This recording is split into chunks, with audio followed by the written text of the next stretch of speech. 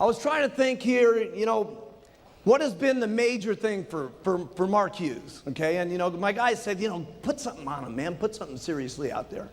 And I tried to think to myself, what has been the very biggest thing in the world, okay, that's really made Mark Hughes move, okay?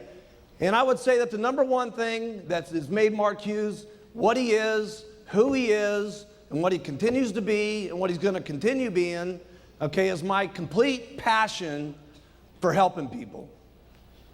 Seriously. I just love it. I just absolutely love it.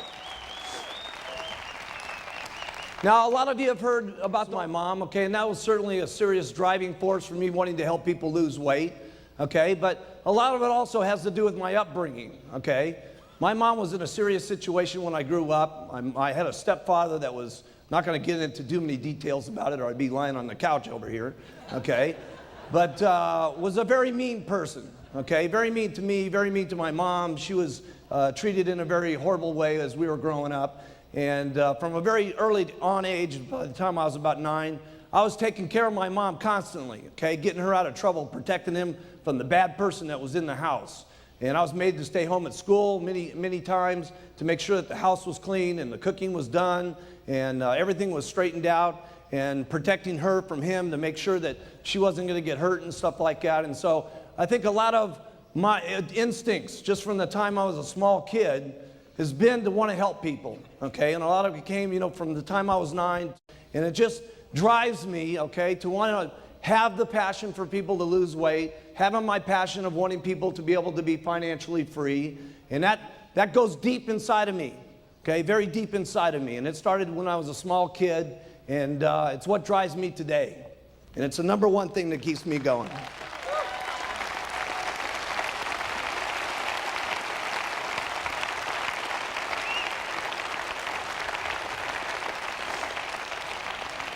And I think a lot of people feel that passion. You know, so many times people say to me, man, I met the guy for 2 minutes, you know, up on the stage. I feel like I've known him for the last 14 years.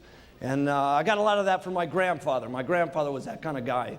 And he was a wonderful man, the greatest man that ever walked on the face of the earth. And he was the kind of guy that would put his arms around you the minute he met you. And he was unbelievable.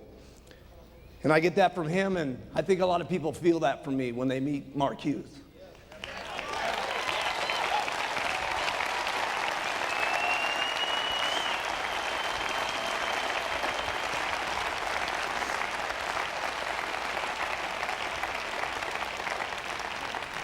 But if you can pick up any of that passion, okay, you'll move mountains. Be unbelievable things that you can do. I mean, where I've come from and the area that I grew up in and what's happened in my life has been amazing. And what's going to happen in the future for me and what's going to be the future for you guys is going to be absolutely, truly incredible is what's going to happen for all of us, okay? And if you pick up the passion like me, it's going to just be overwhelming. The passion for the products, but it's not just what the products, it's what the products do for people, okay? And it's the marketing plan of the century, but it's not the marketing plan, it's what the marketing plan do for people, okay?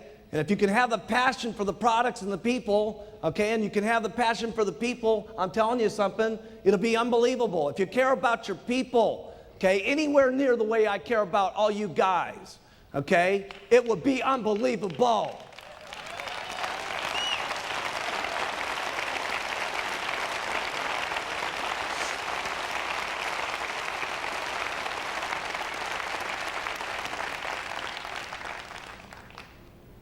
You know, sometimes, you know, it really bothers me when sometimes people say, you know, that they're looking at the marketing plan and they're getting upset because some of their people are moving up and they're thinking, oh my goodness, I'm going to get cut off because one of my guys is getting up here to the top. That's bad thinking.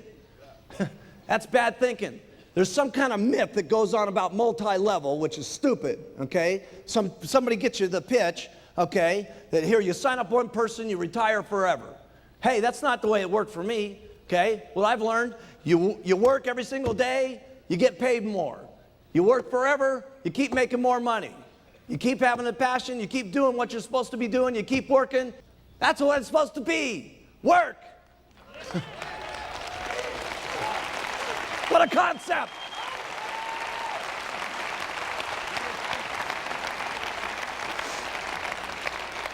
And you guys got to remember something, okay? You may have helped a guy get up to a certain stage, but you didn't take this guy from millionaire to president's team. Let's get serious, okay? The person took himself from millionaire team to president's team. They worked like crazy. You got to remember that, okay? Your person's moving the ladder up, and what's happening is you got a lot of free money coming into your bank account.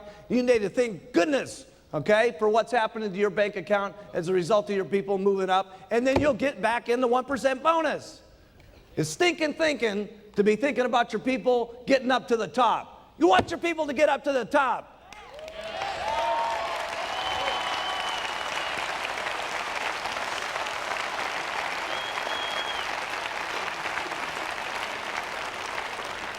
Man, I was so happy when I put that pin into Marcus's chest yesterday and Hida-san, okay? I want to put all the pins in your guys' chest. Did you see those 40 President's team members up here today? Putting those pins in their chest? Let me put all the pins in your guys' chest. Huh. It's so good to have a really expensive jacket on too. A really expensive one from Battaglia. You know, $4,000 suit. Punch a hole in it.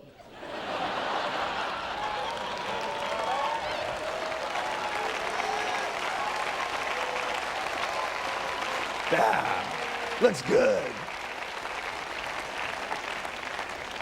Looks even better in a tuxedo where you got the satin where it makes a permanent indent. Boom.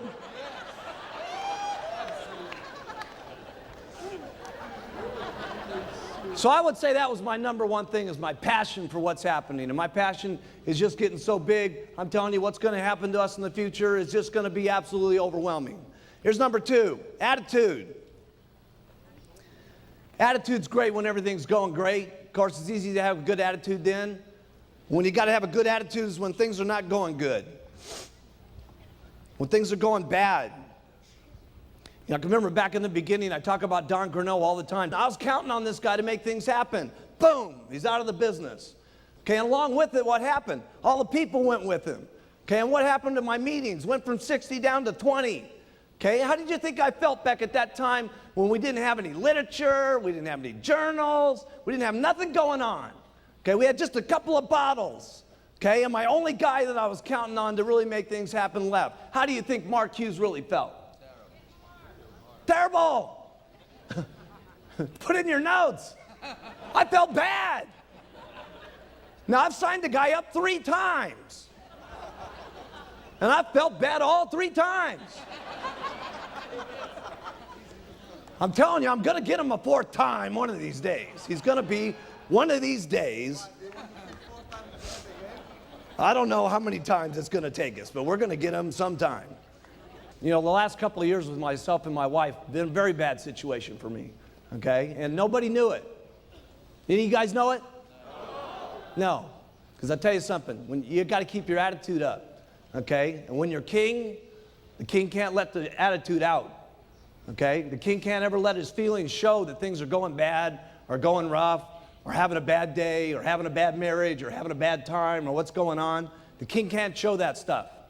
And you know what? You guys are the kings and queens of your areas, and you can't let it show either, because people are counting on the way you feel every single morning about what you're doing, about the products and the marketing plan, or what kind of rumors are happening, or whatever's going on. They're counting on your attitude, and you guys better have the answers and the solution. And I'm not saying that you may not have a problem that you got to face, but let me tell you what we're going to do about it. We're going to work twice as hard, and we're going to put on too many buttons. We're going to get out here, and we're going to work like crazy.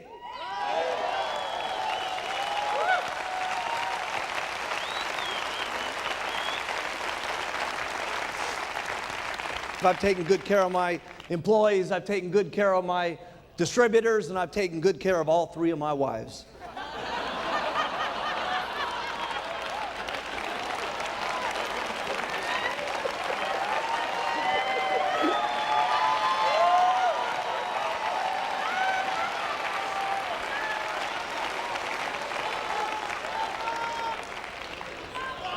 I gotta have a lot of passion for this business the way I'm going. Now, unbelievable is right. Now, just real quickly, here it's number 3, because I got to cover a couple basic things with you, or I wouldn't be, we'd be leaving things out. Here's the first thing here, and John Peterson covered this, and that's 10 people a month. I did 20 a month when I got started. I led the pack. But 10 people every single month, first line. Now here's the next thing I did that I had to master.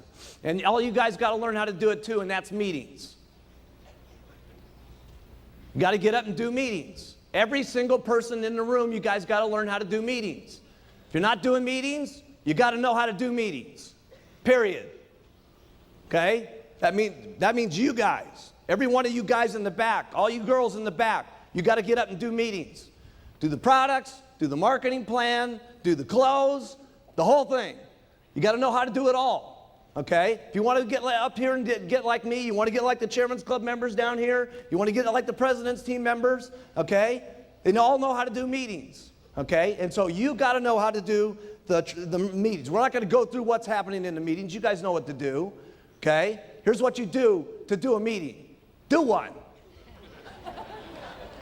You know what? Do one, okay? And then if you don't do it so good, do another one. And if you don't do it so good, do another one. Trust me, you'll get good at it if you do it enough times. You won't keep getting up there and being a flop, trust me. You'll do it better and better and better. You got to learn how to do trainings. If you don't know how to do a training, easy. Go to one of the trainings, listen, learn, and then do one. Listen, learn, and then do one. See, you don't really got it in your mind until you're doing one. Okay? You're listening to it, you're absorbing it, okay? But it's going in one ear and out the other until you got to get up there and actually say the stuff. When you say it, you're going to know it. You can't just be going out here doing all this stuff. You got to do it. Okay? You got to do it. And there's nobody in the room that can't do it. You can all do it. Hey, if I can do it, you guys can do it. And I didn't have a sponsor.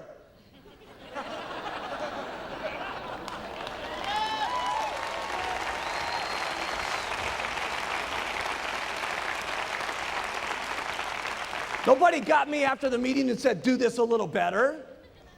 Didn't work like that. Okay? So you guys, the speakers that we got now, okay, all of you got to do it. But we got incredible speakers today. So all you got to do is go to one of these STSs and learn from the incredible speakers that we got today, and you're going to be incredible faster than we ever did. Why? Because our people are good.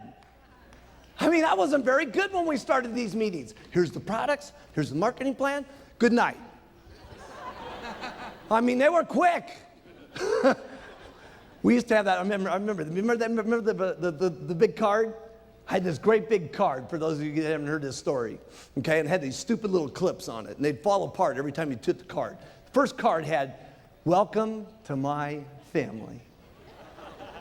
What a stupid deal that was. I would have walked out of the room the moment I said that. Man, when I think about some of those old meetings. Okay, here's the fourth thing you got to do. Duplicate. You got to show your people how to retail. Write these things down. You got to teach them how to recruit. You got to teach them how to do a meeting. You got to get them and show them how to do a training. You got to get them and you got to show them how to do conference calls. You got to show them how to do an organizational meeting. And then we'll take over from there and help them get to the corporate schools. And then I'll make sure that they know how to do the chairman's classes, the extravaganzas, and the summit. And I'll do that for you.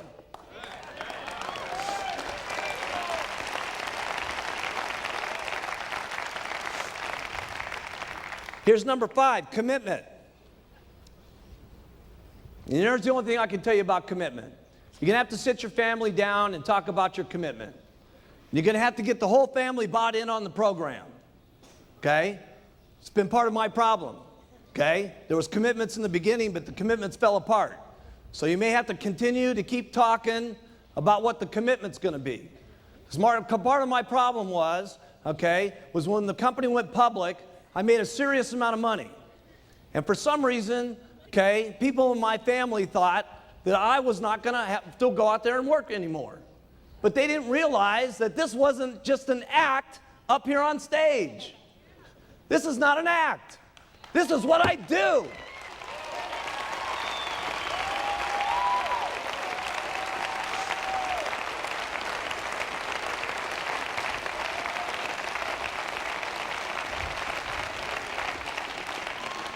So you're going to have to get an agreement with your family here, okay? And everybody's going to have to buy in on it and discuss it and agree. You're going to work this much. You're going to play this much. This is what it's going to mean if you do this. Okay, if I work this hard, here's what we might get, okay? And keep your commitments, okay? And that may have to be refined from the day you start to the time you can become a GET team member. It may have to be refined. And when you become a millionaire team member, it may have to be refined. And when you get to the president's team, it may have to be refined. And then when your spouse sits there looking at you as a president's team member, and your burning desire is to go for chairman's club, okay? And they're getting on your nerves because they don't want you working like crazy to get to the chairman's club, okay? You're going to have one of those little sweet talks. These have been my experiences.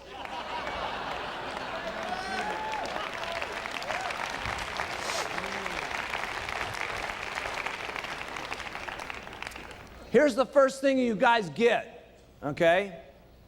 Here's the first thing you guys get when you get going, okay? You do everything that you can to make yourself look more impressive to your group so you match the pitch. So here's what I did. The first thing I did was I bought some new clothes. Wasn't that great? Wasn't that the greatest place? But it was the greatest place I could get that would make me look the best so that what I was pitching would match with the clothes I was wearing. You got it? So for those of you brand new, I remember Jerry, we sent her down to the Goodwill store, and she bought her silk dress for $2 to make herself look better at the meetings that she was given. Okay? So it may have to start way down at the bottom.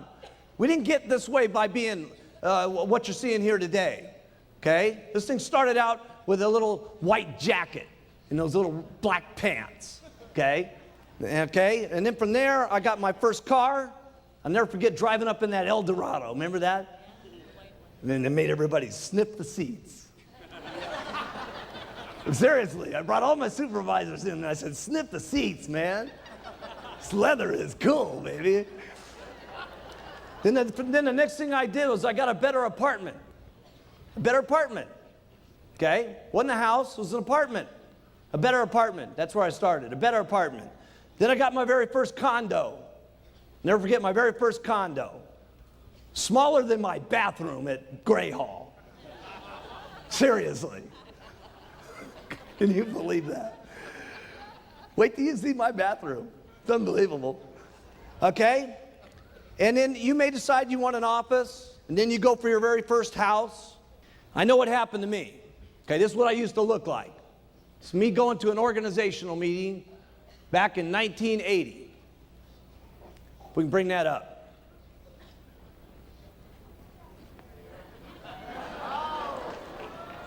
And that was my new clothes.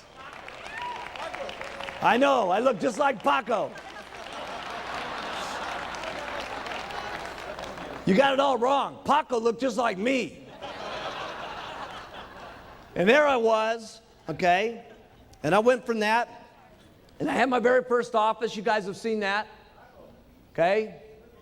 Got my little dinky, raggedy old office. There's Frank Lutz putting the number up on the building. Look at Frank Lutz. He was our businessman. He was our top guy. He was a real estate person. Look at him, he looks so corny.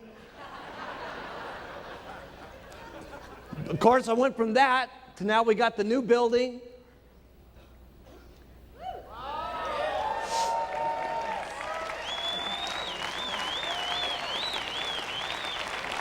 I bought my house in my dreams in 1985. I bought my house in Maui, okay? Get that up.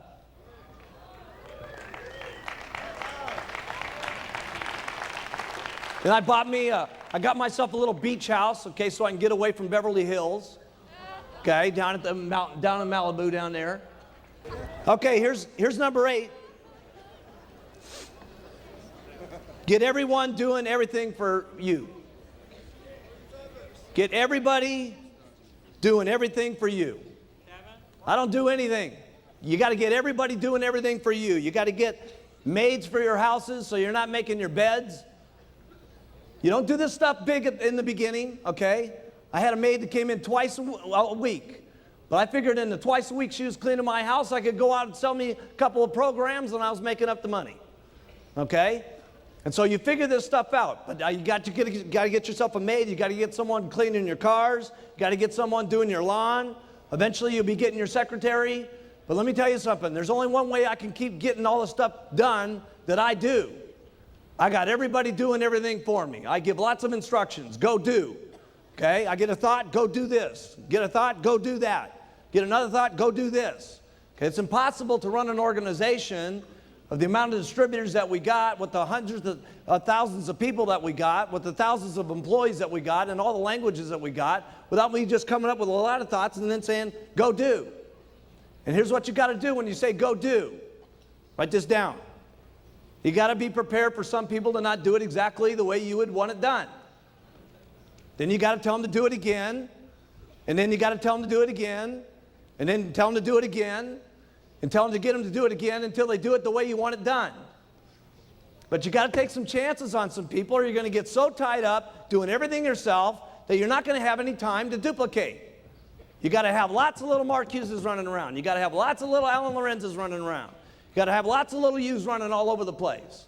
Okay? And the rest of the little stuff that's happening in your life that clutters up your life, okay, like your beds and your dishes and your cars and your lawns and all that stuff, okay? You can't be doing that. You can't be doing that. You can't be having your wife do your dishes.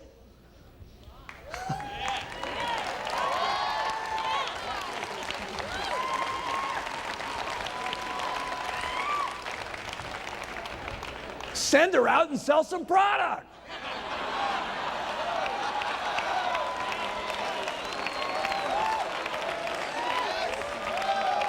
That's right. Well, what am I going to do if I'm not doing the dishes? You're going to go and hand out some flyers. That's what you're going to do. Okay, here's number 9.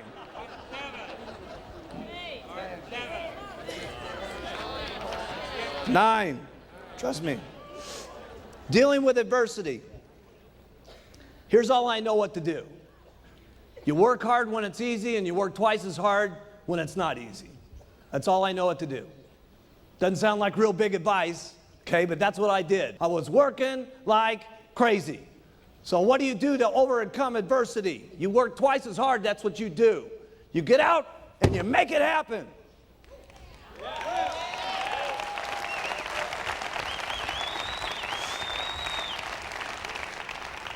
Number 10, personal growth.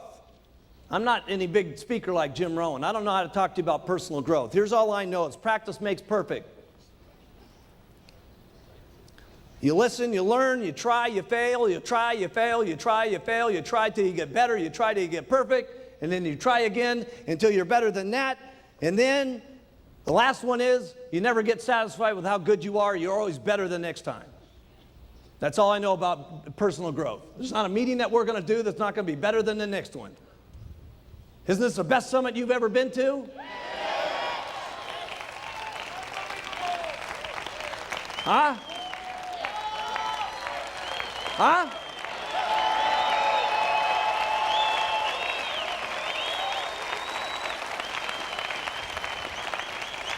And trust me, the next one's going to be unbelievable. Because there's not ever going to be a meeting where we're satisfied enough. They're always going to be better, and we're always going to be doing it in more incredible, and it's going to be more always unbelievable than the last one. That's the way it's got to be. If you want personal growth. That's all I know about personal growth. It's got to be better. That's all I know. Got to be better than the last one. You got to stretch your mind sometimes to be better than the last one. We had Rod Stewart here the other night. What are we going to do next? I don't know, I got to tell you this, it's going to be a lot better than Rod.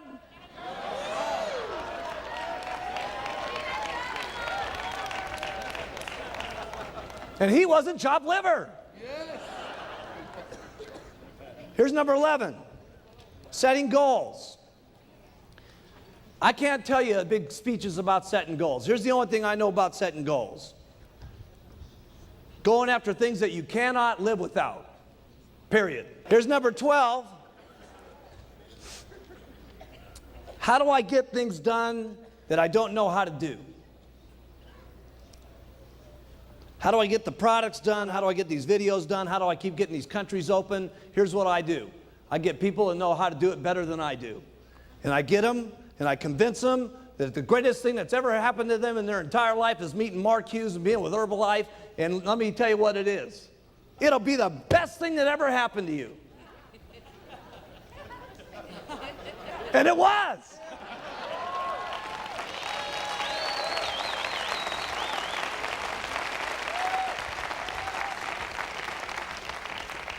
And that's what I do.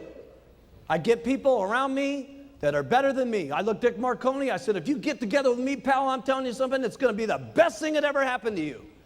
And guess what? Listen, Dick had a lot of customers. Guess who his biggest customer is? Me. You. Us.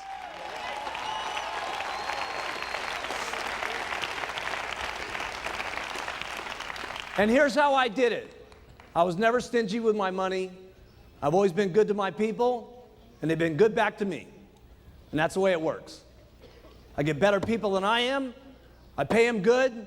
I'm not stingy with the money in my pocket. I care exactly what's going to happen to them and their families. I have a lot of passion about what's going to happen to them, and it ends up being a good deal for everybody.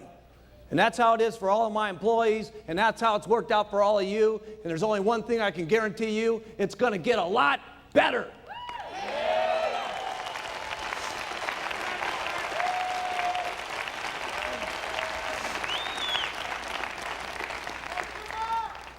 People have asked me all the time, how do you get this incredible team like this working around you? Okay? You got your people working like crazy. I've never seen anybody work the way your people work. And it's not just here, okay? It's the people back there. I mean, the people that put this up. Okay, look at all this stuff that's happening here. The videos, the set, the lights.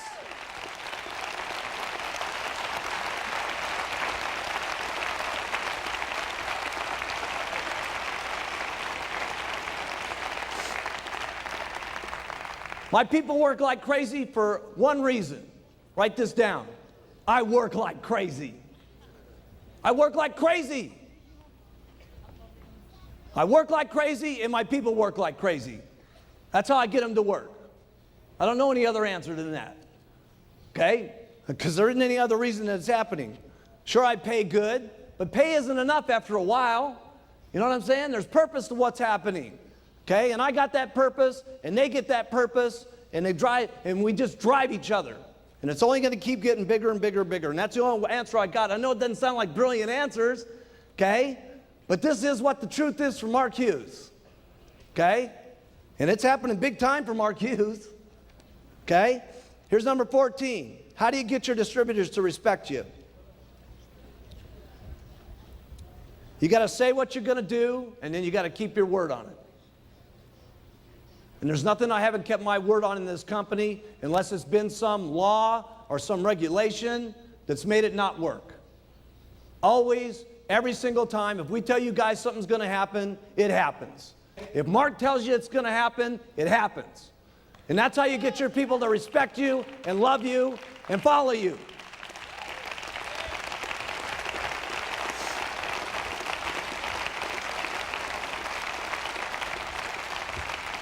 It's the same way I have to do with my little kid. I can't be around Alex all the time. I leave Alex sometimes. But it's fine. Alex understands. I tell Alex, here's the deal, man. I said, listen, Daddy's got to go away for 6 or 7 days. But when Daddy gets back, Daddy's going to play with you every single day for 3 or 4 days straight, and we're going to have so much fun, it's going to be unbelievable. And as long as I do that with Alex when I get back, okay, Alex doesn't mind when I go away. He used to cry like crazy when I would go out of the house. He doesn't cry any longer because he knows Daddy's going to be back, and when Daddy's back, we play like crazy, and we love each other like crazy, and we go out in the mountains and we do stuff together, okay? And as long as that happens with you and your group will love you guys forever.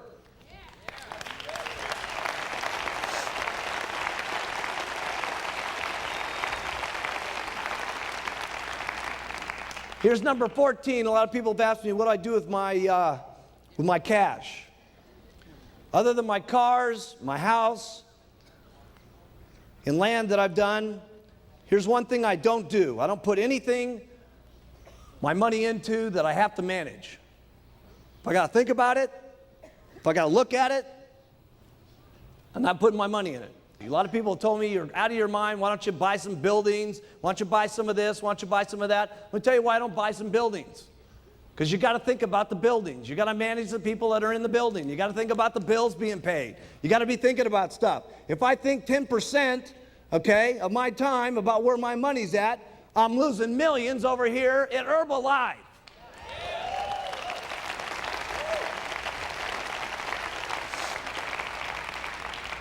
You don't have to follow this plan. I'm just telling you, I'm worth a couple bucks, and this is what I've done. Here's number 15. And that's building the Herbalife dream. I truly do want to make this the best company. I truly do want to make this the biggest company. And we truly are going to take Herbalife completely around the entire world. We are going to do that. We are going to do that.